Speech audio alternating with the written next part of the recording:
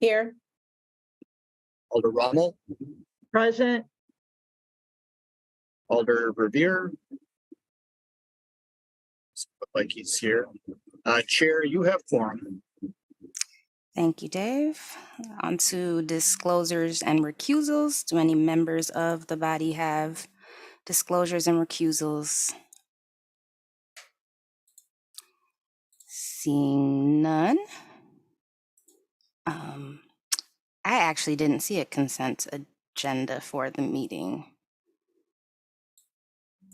We typically don't send out a consent agenda for this committee meeting. What we do is ask the members if they have any items they'd like excluded.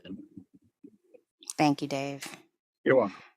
All right. Are there any items members would like excluded for consideration?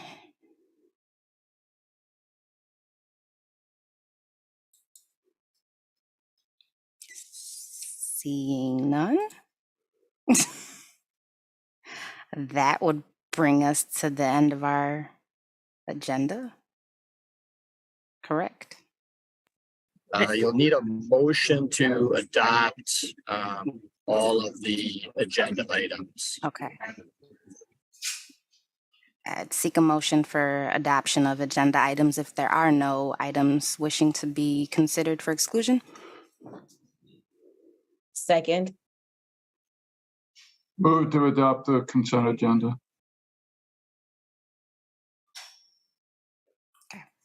Alder Revere, did you have a comment or seconding?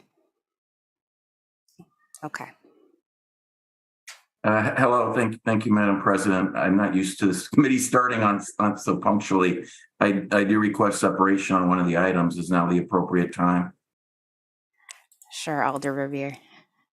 I request separation on agenda item 16 for questions, please. All right, agenda item 16 is noted. I will go back and make sure there are no further exclusions. All right. So that will take us to agenda item 16, Legistar number 77. Council President Curry, I'm sorry to interrupt. What you'll want now is a motion to adopt the items on the consent agenda, except for the item that's excluded. All right, thank you, Dave. I'd seek a motion for adoption, approval of all of the agenda items with the exclusion of agenda item 16. So moved. Do I have a second? Second. All right. Thank you. Now we can move on to agenda item 16, which is a resolution amending the 2023 operating budget of the police department, adjusting the Wisconsin Department of Administration Law Enforcement Agency's Safer Communities Grants budget. Do we have, I see staff from MPD. All right, we have Assistant Chief Patterson. I'm sorry, there's questions. I don't know how to chair. So you'll want a motion probably to adopt, and Okay. a second to that, and then you can move to questions. Thank you. Can I get a motion to adopt? Alder Vitiver, Move to adopt. in a second. Alder Madison, thank you. All right, questions on agenda item 16.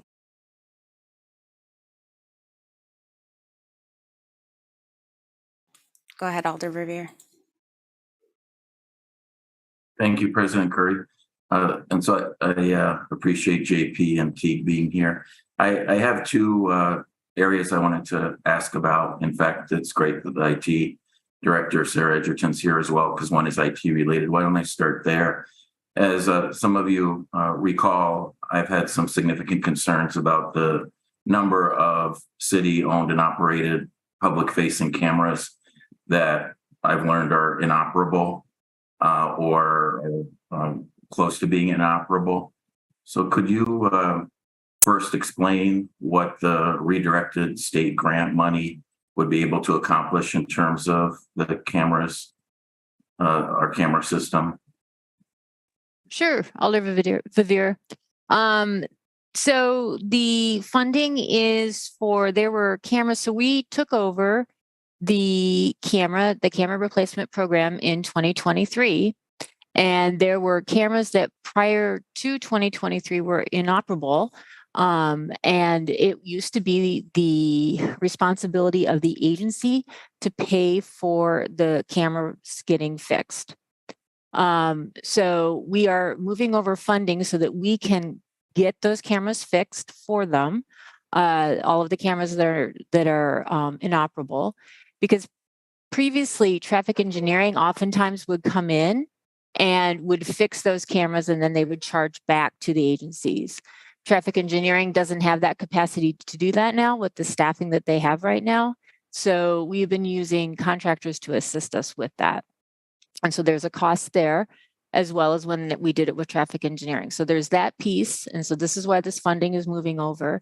And then in 2024, you will see that we are now requesting additional funding for break fixes so that we will be covering this and we won't be asking agencies to cover it anymore. So since this is a new program, we're still trying to figure out how this is all working and kind of getting the kinks out of it. So this is why they're asking to move this funding over so that we can take care of it. So we'll take care of the project management of it, getting all those cameras fixed. Does Thank that you. answer your question? Yeah, thank you. I appreciate that background because it has been, I'll say, frustrating in speaking with some of the Central District command staff over the years. Yeah. But especially even in the last few months since we added that project to the IT capital budget for this purpose, that Yep. they felt confused and not able to access the funds in the adopted 2023 capital budget. So Well, and what you're just, reporting, yeah. so I'd like you to respond, obviously. So what you're reporting Yeah. is that those perhaps miscommunication or not knowing who the right people to speak with in IT have all been rectified. Okay, sorry, you were kind of going in and out, and so I apologize for interrupting. So I think that there was actually, it was more of a miscommunication, a disconnect between agencies and the understanding of what this program was intended for to begin with, and that was that we requested money for the lifecycle management program. So that's replacing cameras, but we did not have funding in for break fixes. And we were taking over starting in 2023. If there were cameras that previously had not been fixed, that was the responsibility of the agency that owned the camera. So if IT had cameras that were broken, it was our responsibility to pay for them. If finance had cameras were broken, in their lobby area, they would need to replace those. So or they would have to get them fixed. But now in 2023, that's where we've come in and we are replacing cameras on that lifecycle management program, but there wasn't the funding for fixing them. Now we're going to be getting that with this money. There is a very clear process for how to get the cameras fixed and replaced, and they do it through the help desk, and we've been working with the agency on that. I think that there's some disconnect going on about that, perhaps with the communication in that agency. But we should think that that's all been rectified now. It will be rectified once we get the money moved over. Yep. Yeah. So the $109,000 and change that's proposed in this resolution would immediately be passed through to IT and added to that capital budget project for the camera lifecycle management for replacement and maintenance of the cameras. Yes. So that would get us over $300,000 or is it less? About $300,000, if I'm remembering correctly. Do you know?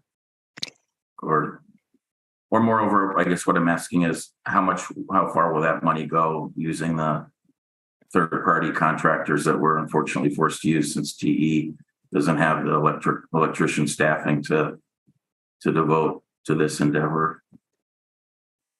Well, since the funding that was put in for 2023 is for the replacement of cameras, that money is already earmarked for that. So the funding that's moving in is for fixing the break fixes of those cameras. And so that's how much money we will have is for those break fixes. But we've worked with police department on how much money we felt we would need. We already did like a request to find out how much it would cost. And now this is how we're the $100 and whatever $8,000 is going to cover that cost. I just pulled up the adopted budget for this year, and it's $165,000 in the adopted 23 capital budget for camera lifecycle management. And the project description reads in part, quote, "This program supports the replacement and maintenance of the city's digital security cameras and city's traffic cameras." But what you're saying is that that was really all for new cameras in practice, and this money will all go toward maintaining the current cameras. Yeah, for the break fixes, which is maintenance is if a camera needs to be moved or, there's like software upgrades, that kind of stuff as well. That's part of that life cycle. And then do you, lastly, perhaps on this topic, although I see JP wishes to respond, which I certainly wanted him to before I move on to the second issue. But do you, Sarah, or JP and Teague have locations that you can share with policymakers where the money will be utilized or has recently been utilized? Because as I compare notes with Central District neighborhood officers, they will give me specifics as to which cameras are broken, how long they've been broken, how painful that is, especially for the detectives. Is that level of information available to us? It's not, I don't have it, but I'm sure the police department has it. And there's a list that I'm sure that they have worked with our staff that are working on this. Thanks very much, Sarah. I really appreciate you being here. The JP&T, could we get your perspective then, and including the last question about specific locations? Well, thank you, Older. We do have a list of cameras that we've been working with Sarah's staff on. It's slightly more than 20, I think, at this point. I don't have them memorized, but it's something that we absolutely could share with you and others. They're throughout the city. So they're at intersections and light poles, basically all around the city. As as we've added cameras to the system throughout the years, they've typically been assigned to the agency that maybe had the idea initially or had the conversation initially with an alder. So there's quite a few cameras that are assigned specifically to the police department. And so this money is actually, just to correct Sarah, this is not passing to IT. This is for us to use in conjunction with their staff. So it'll remain available to the PD, but so we'll incur the costs and then be reimbursed, through the state funds. But it's going to be, 100% coordinated with Amanda and Sarah and their staff to make sure that we're hitting the right locations. I see. So actually, it'll be similar to what we had been doing in the last few years, where, for example, Ed Marshall and his former assignment would literally go out and secure the bids on his own and have the companies do the work and prioritize the work, say, in the greater State Street area. So it will continue to fall on MPD to do that kind of work with the contractors. No, we're working direct with IT staff, and they're connecting with that private vendor that's helping get this all accomplished. But we have to manage the funds in the overall grant management. So that's why that component we'll hold on to. But the efforts connecting with the private vendor and IT are going to remain like they are now with the new funding. Okay, thank you. And Sarah, I saw you perhaps wanted to respond to that too, to further clarify. Yeah, no, we have a project manager that works directly with the vendor. They do all of the work. They're going out there. We have several staff that are supporting this. This is a big endeavor that we're taking care of. I appreciate that. That's very reassuring. Yeah. And so then just closing this topic for myself, if JP or Teague or Sarah, if you could share with me the list of priority locations, that would be very interesting to me. And then President Curry, I did have a second topic, but if Alder Rummel wants to continue the camera topic, I'm happy to yield and come back to me. Alder Rummel, is your question related? All right, thank you for that, Alder Revere. Alder Rummel, go ahead, please. Thank you, President Curry. Yeah, just to follow up on the conversation about the list of the sites, can you just put that in the Legistar file and not just send it, privately to an alder and make it part of the public record? That would be my request. Thank you.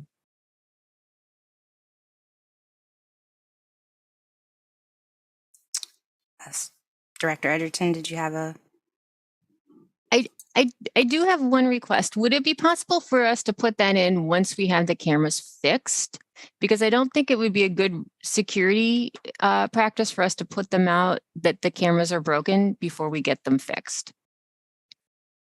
And I don't know if JP, Assistant Chief Patterson, would have a different thought on that. No, we're in the midst of, once this is approved, we actually have had conversations with the vendor, and they're aware, and they're going to be ready to hit the ground running as soon as this is approved. So I tend to agree with Sarah. We just ask maybe before we post it publicly that we give it our best go to fix as many as we can.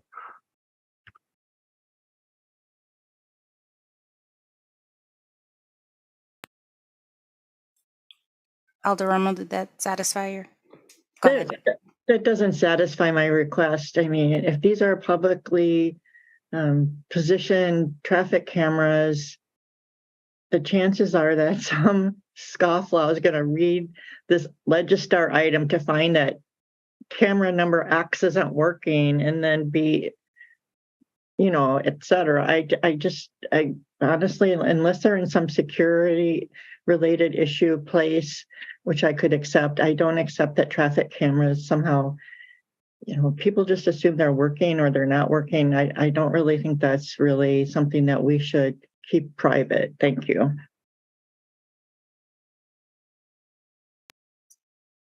Director Edgerton, did you have a response?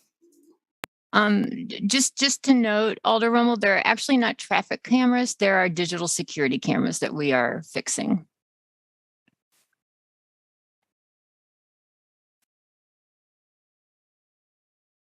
Any further questions, discussion on this item? Alder Revere. Thank you again, President Curry. So my second topic I wanted to explore briefly here with the police department relates to the pre-service academy. And as you all will recall, we had quite a bit of discussion last year with the original DOA grant resolution regarding bonuses for pre-service academy recruitment. Former President Furman in particular was quite adamant that he thought it was wrong-headed, as again, many of us recall. Could you give us an update, JP and Teague, on what the current status is of bonuses for recruits for the pre-service academy? I noted in the fiscal note that it says that there were no sign-on bonuses for out-of-state recruits in this year's pre-service academy. Can you enlighten us further on that? I mean, does that mean that every single one of the recruits that's currently or will be starting the academy are all Wisconsin residents? So we have a new class coming in the day after Memorial Day. Just not even 2 weeks from now. It'll be 45 individuals, 41 in the regular academy and 4 in an accelerated concurrent academy. So those coming in with previous law enforcement experience, if you remember, the grant rules allowed for out-of-state candidates to receive a higher sign-on bonus. We did not have any out-of-state. So the people with law enforcement experience are coming from in-state agencies.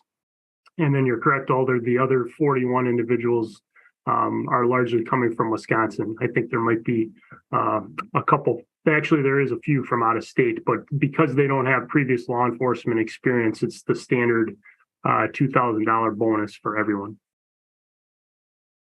I see, and that is funded from the DOA grant. That's correct. Yep. Okay, thanks for the clarification. You're welcome. Appreciate it, JP.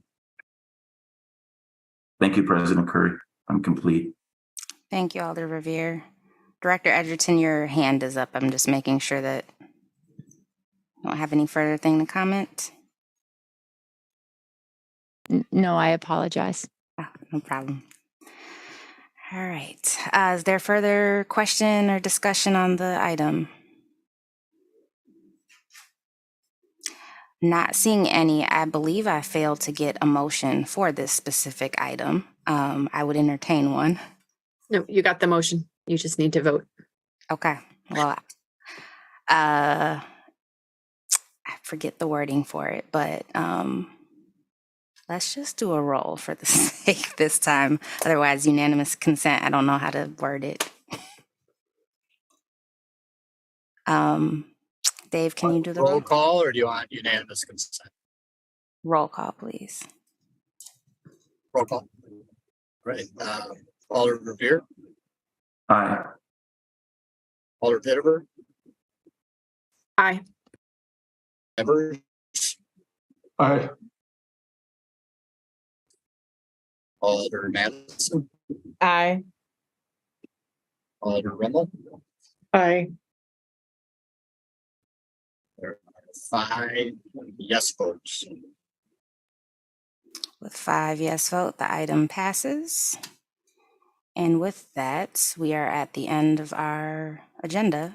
I would entertain a motion for adjournment. So moved. Second. All right. Thank you all.